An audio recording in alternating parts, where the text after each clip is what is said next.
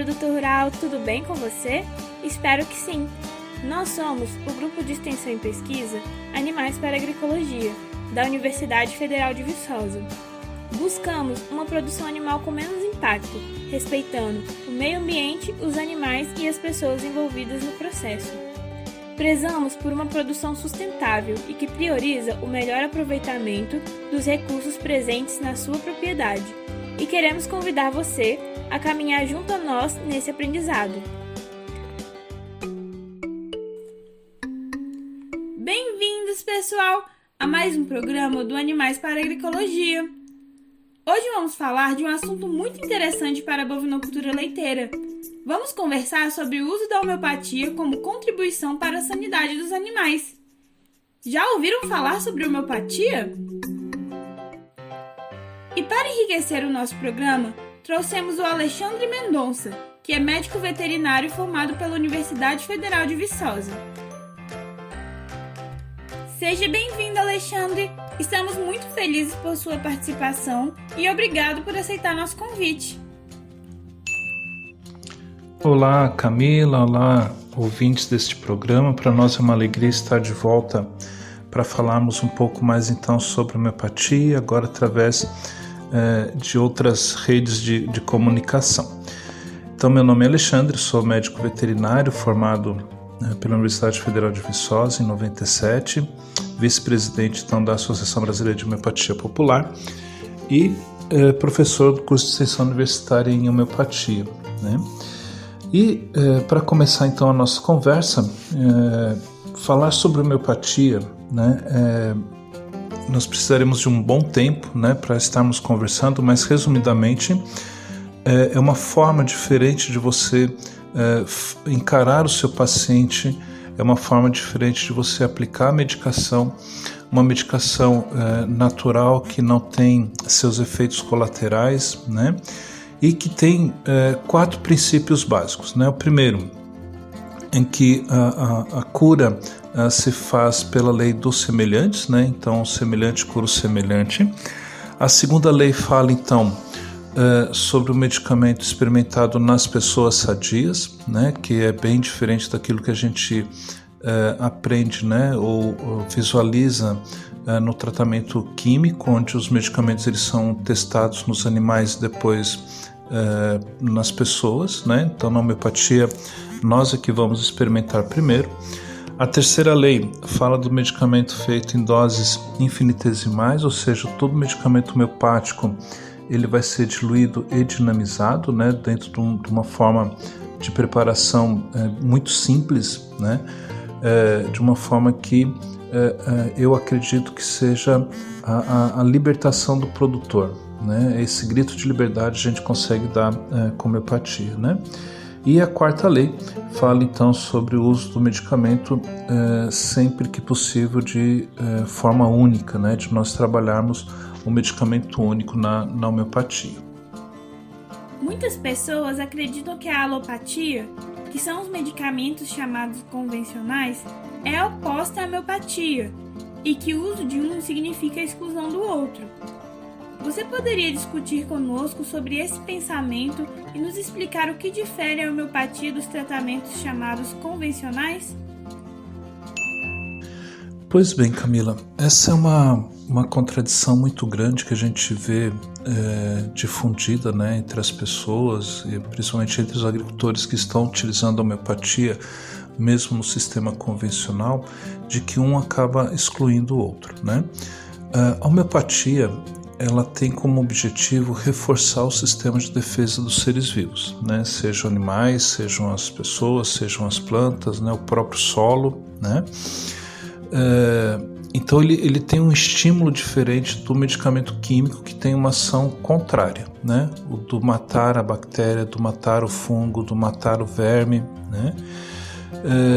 Mesmo no sistema convencional, o uso da homeopatia ele é indicado também, sabe? Porque nós entendemos que ao reforçar a defesa desses seres vivos, né, o próprio medicamento químico passa a ter um efeito muito mais efetivo também, né? É o que eu falo com o pessoal, né? O futuro da indústria química está tá na dependência da homeopatia, né? Justamente por conta dessa capacidade que o medicamento homeopático tem de gerar nos seres vivos, né?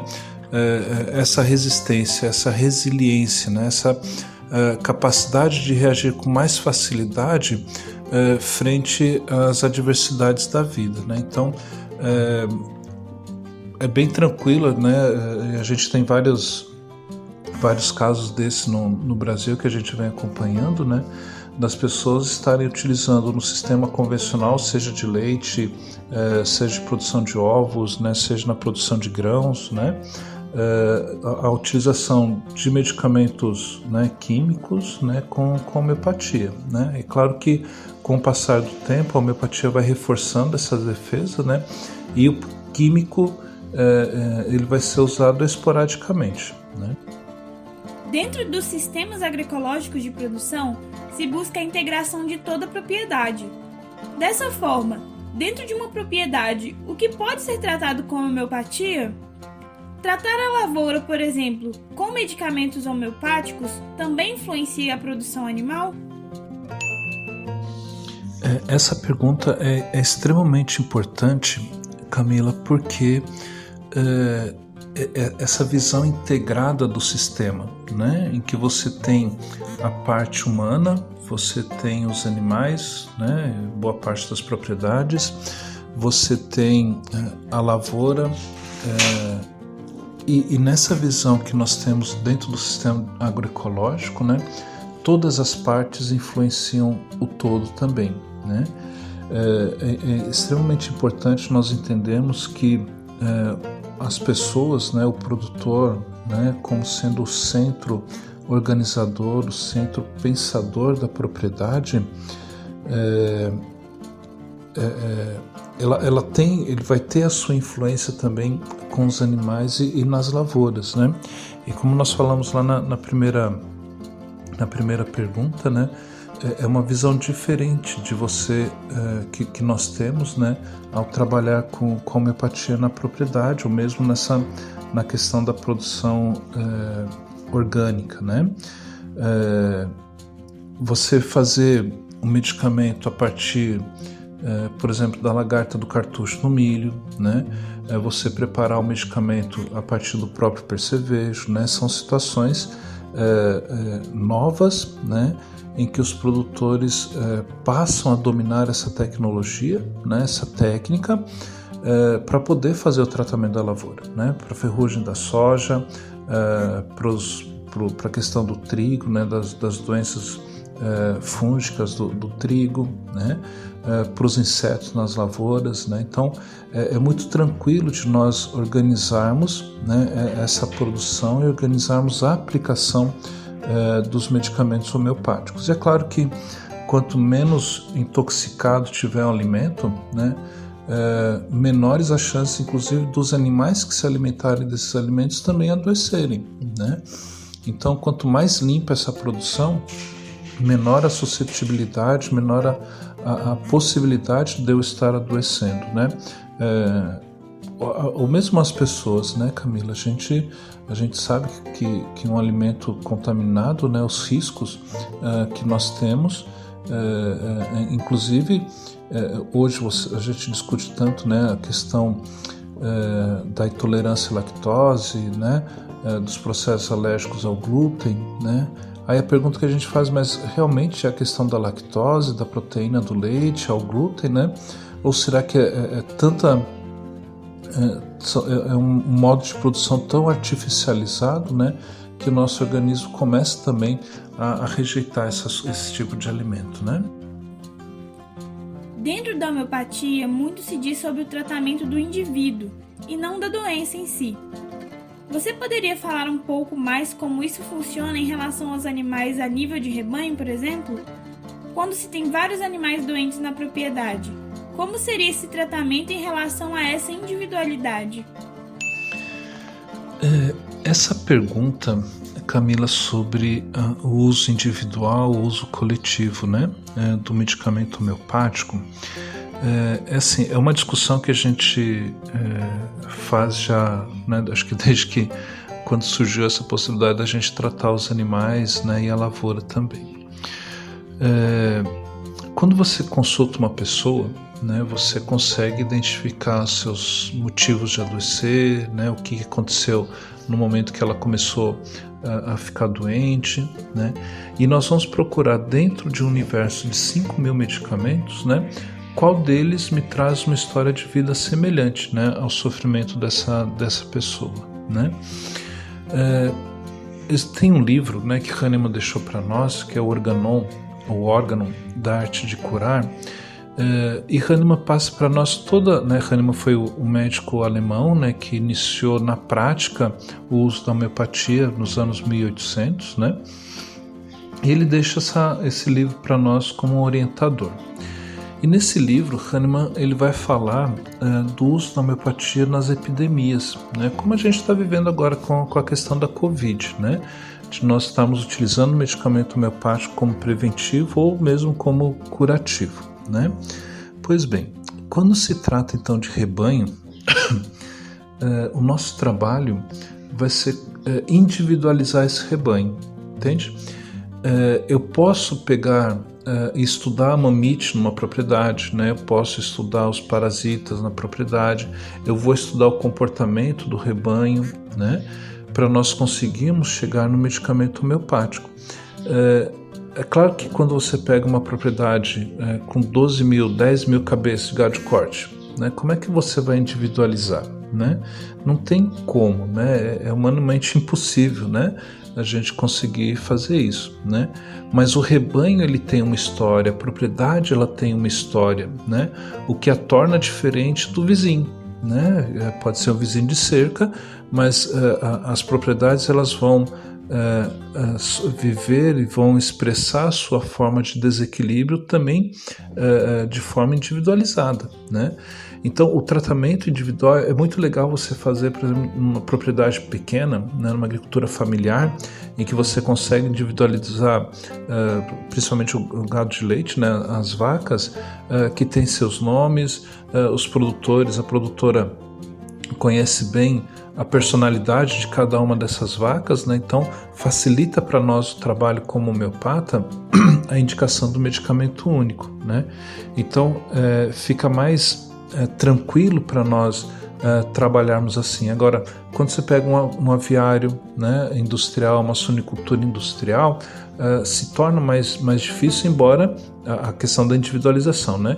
Embora eles também tenham a sua história. Aí, de novo, né, aquilo que você já perguntou anteriormente, né, a importância da dinâmica da vida dos produtores, né, influenciando nessa dinâmica, inclusive, do adoecer, né, desses animais também, né? Então, é importante nós entendermos, né, como que cada um se comporta, né, para conseguirmos entender também essa rotina do uso da homeopatia de forma populacional, né, que já era previsto por Hahnemann e que era, né, inclusive quando ele trabalhou na epidemia da cólera na Europa em 1820, ele utilizou a homeopatia tanto da forma preventiva quanto da forma curativa. Por quê?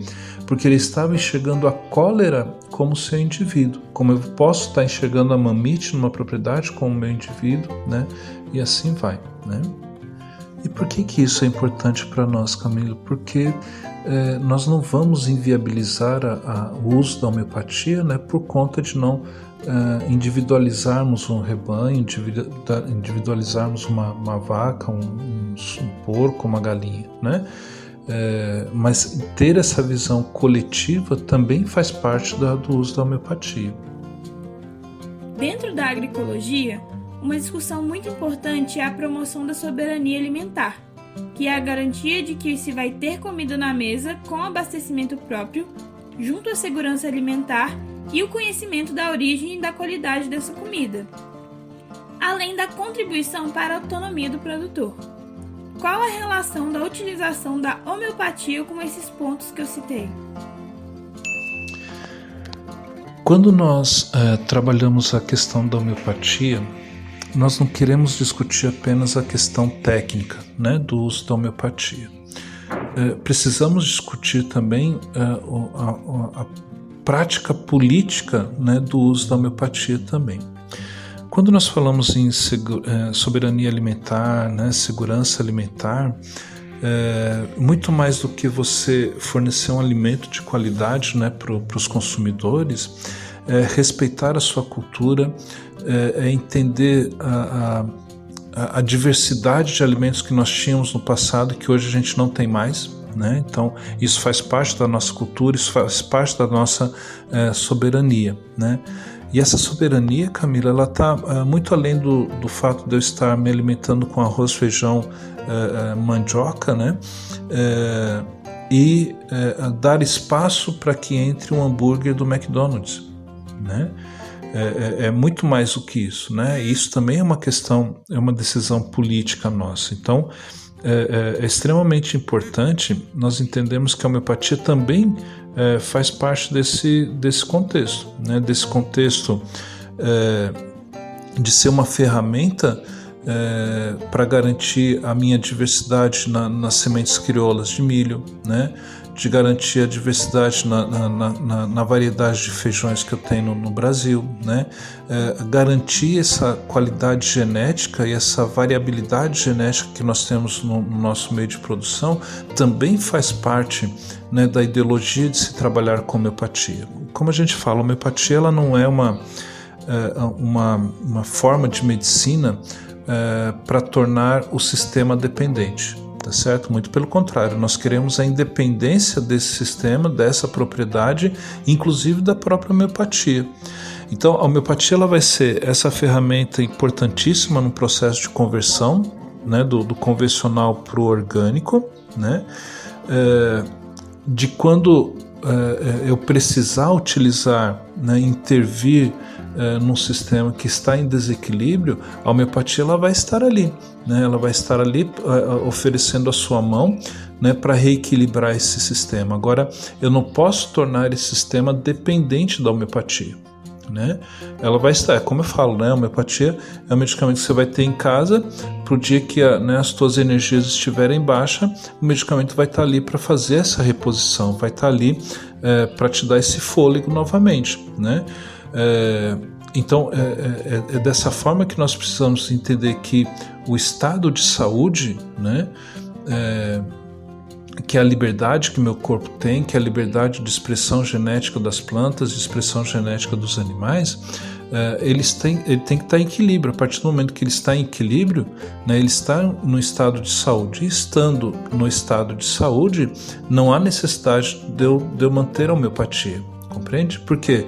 Porque nós conseguimos atingir o nosso objetivo, que era justamente ter esse sistema em equilíbrio, né? Então, tudo isso que a gente está falando, né, ela parte desse grito de liberdade do produtor, que me leva a uma produção independente, né, que me leva a colocar na mesa do consumidor um produto de qualidade, né, e que faz com que este consumidor também tenha nesse alimento não uma sustentação para alimentar o corpo, né? Eu tenho que entender nesse alimento também como algo transformador, né? Esse consumidor ele não pode ser visto simplesmente como um consumidor, né? Ele tem que ser visto como um transformador do meu alimento. E o meu alimento ele não pode ser transformado em morte neste corpo, né? Ele tem que ser transformado em vida, né?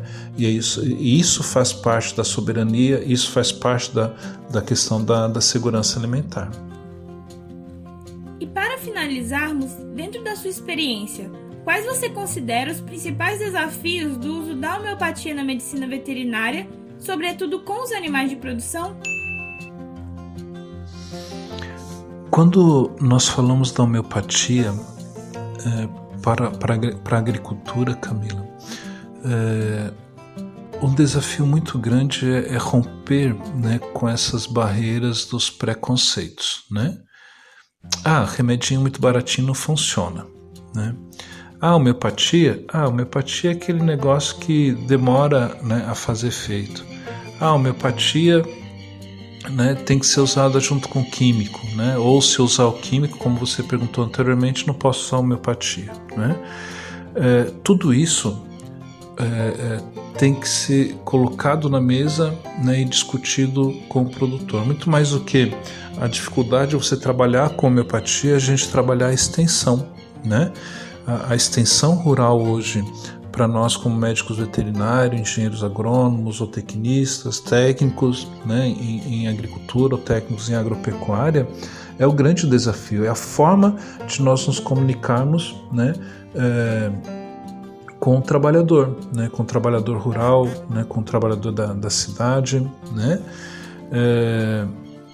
de fazer entender que a homeopatia não é um pacotinho tecnológico, né, em que ele vai substituir uma bisnaga de antibiótico por um pacotinho de homeopatia, mas que ele leva para casa uma filosofia de vida diferente, leva para casa uma visão de mundo diferente, né? Essa é uma das dificuldades ideológicas, né, de se difundir melhor a homeopatia. A segunda é a questão financeira, econômica, né? A dificuldade que nós temos hoje de convencer os nossos companheiros de trabalho, né, do potencial da homeopatia, né? Nós não temos veterinários, nós não temos médicos, nós não temos agrônomos, nós não temos técnicos, nós não temos zootecnistas, homeopatas para ocupar esse espaço no mercado de trabalho, né? E aí o que acontece? Você tem uma pessoa para falar de homeopatia, né? E para um que fala de homeopatia, nós vamos ter 2.000, né, para falar do químico e ainda falar mal da homeopatia. E aí a gente não fala nem em assistência técnica, é em insistência técnica mesmo, né? Porque eu tenho que estar lá todo dia na casa do produtor batendo, isso aqui funciona, isso aqui pode funcionar, isso aqui vai, né? A questão da agressão dos químicos, né? São barreiras que nós temos hoje que precisam ser transpassadas, né? Então, onde você estiver, Camila, quem está nos ouvindo agora, né, como técnico que vai estar levando isso para o produtor, né, você vai ter seu trabalho reconhecido, né, você vai ter muito trabalho para fazer, né, mas infelizmente a gente não consegue ocupar os espaços que nós temos, né. Para nós termos ideia, hoje no Brasil são entre os médicos, né, dos médicos humanos, né, são 6.000 médicos no Brasil todo, né? Só que a gente tem aí 70% desses médicos trabalhando de São Paulo para baixo, né? De São Paulo, Minas, Rio, Paraná, Santa Catarina, Rio Grande do Sul, né? Parte de Goiás, né? E o Nordeste, e o Norte, né? A gente tem muito poucos médicos homeopatas que ajudariam também a levar, né, essa cultura para a população, né? Então imagine os veterinários, né, e todos os outros profissionais ali da agricultura, né? Então são desafios que nós temos, né, mas que precisam ser encarados, né? Então a gente coloca, né, e uma terceira situação é a questão prática mesmo da homeopatia, né? Muitas vezes para você conseguir a cura para o animal, você teria que estar dando medicamento a cada 30 minutos, né? Durante pelo menos 3-4 horas, né? Essa é uma dificuldade prática, né, que a gente tem a campo de fazer o produtor se convencer de que dessa forma ele pode curar os animais, né? E muitas vezes vai o quê? Vai pela praticidade, né? Me aplica ali uma dose de antibiótico para não precisar mais me incomodar, né? Então essa é uma dificuldade que nós temos também, né? Mas são dificuldades que estão sendo superadas, né? Aos poucos os produtores vão entendendo também a importância de se trabalhar com uma produção limpa, né? E a importância de ter a homeopatia como sua companheira, né, de trabalho. O programa de hoje foi muito legal, não é mesmo? Espero que tenham gostado. Gostaria de agradecer mais uma vez ao Alexandre pela participação e por trazer esse assunto tão interessante na produção de bovinos de leite. E lembrando que semana que vem estaremos de volta, falando sobre destinação de dejetos no sistema de produção. Caso queiram tirar alguma dúvida ou fazer alguma observação a respeito, podem entrar em contato conosco pelo nosso e-mail animais.agricologia@ufv.br. Sigam-nos também em nossas redes sociais, Instagram, @GapoUFV, e em nosso Facebook e YouTube, Animais para Agricologia, para poderem acompanhar as novidades por lá. Tenham um ótimo dia e até semana que vem!